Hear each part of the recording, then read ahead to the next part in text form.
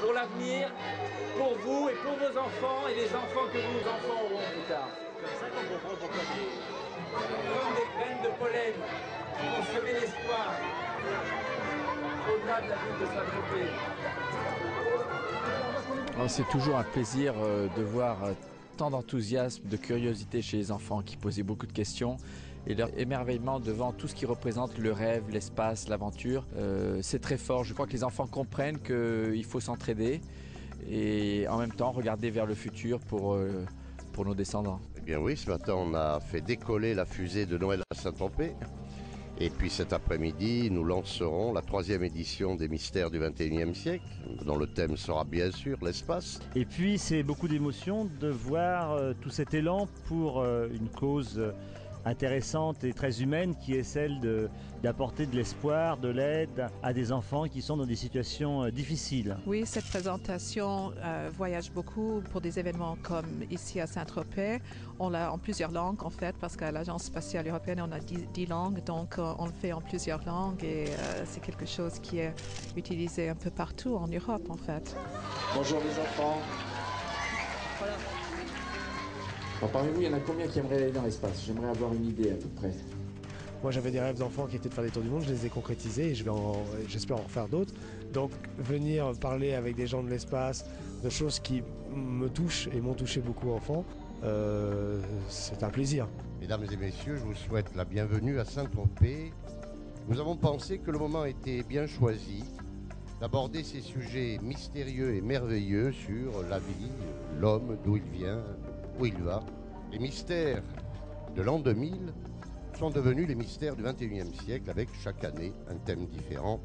Cette année, bien sûr, Saint-Tropez s'est mise aux couleurs de l'espace. Vous préférez les Américains ou les Russes? C'est la question vache.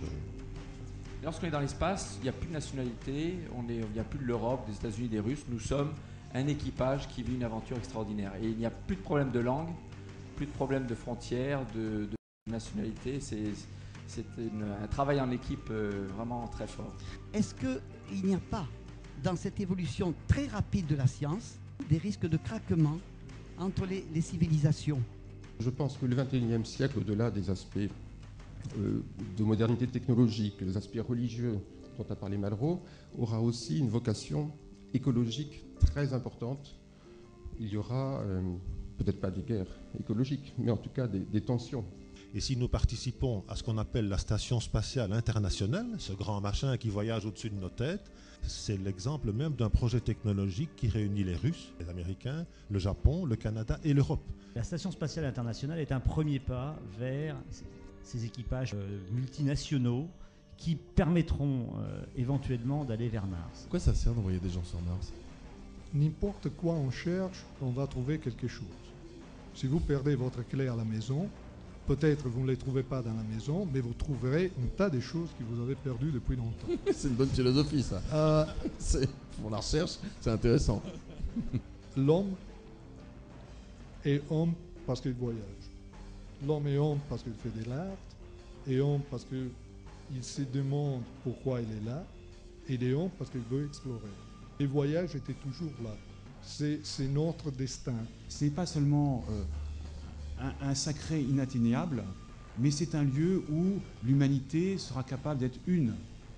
Si tel était le cas, je trouve que ça vaudrait vraiment la peine que les différentes traditions religieuses s'interrogent sur le rôle qu'elles peuvent avoir comme témoins de cette humanité en devenir. Probablement pour la première fois, un ensemble de pays de cette petite planète, un bout d'humanité, va se donner les moyens, éventuellement partir ensemble.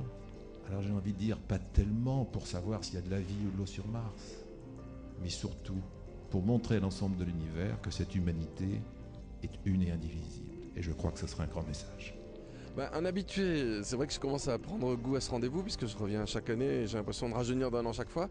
Je retrouve chaque fois la même attention du public, le même intérêt de la part de ceux et celles qui nous écoutent. Ça, c'est très tropézien, je dois le dire. Il y a la qualité des intervenants qui est toujours remarquable, mais vraiment ce qui me frappe, c'est la façon dont le public fait attention aux questions, au regard des intervenants. Mais voilà, je suis frappé par ça, par l'engouement du public dans la salle. Ça, c'est très porteur, c'est très prenant, vraiment, ça fait plaisir.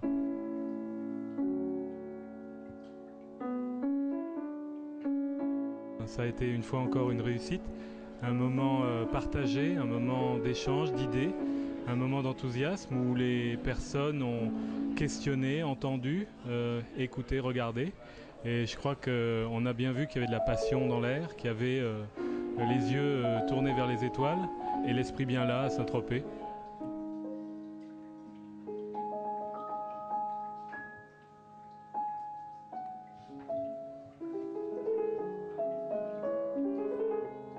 J'étais un peu hésitant quand on m'a dit associer l'espace et Saint-Tropez, donc je ne comprenais pas très bien.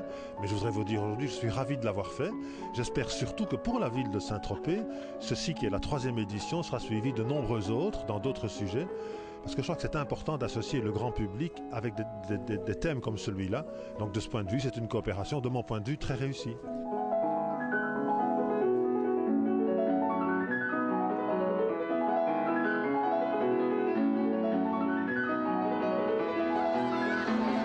Surtout, respectez votre planète. Vous verrez lorsque vous volerez dans l'espace, quand vous serez grand, comme la planète Terre est très belle, elle mérite vraiment d'être respectée comme un être vivant à part entière.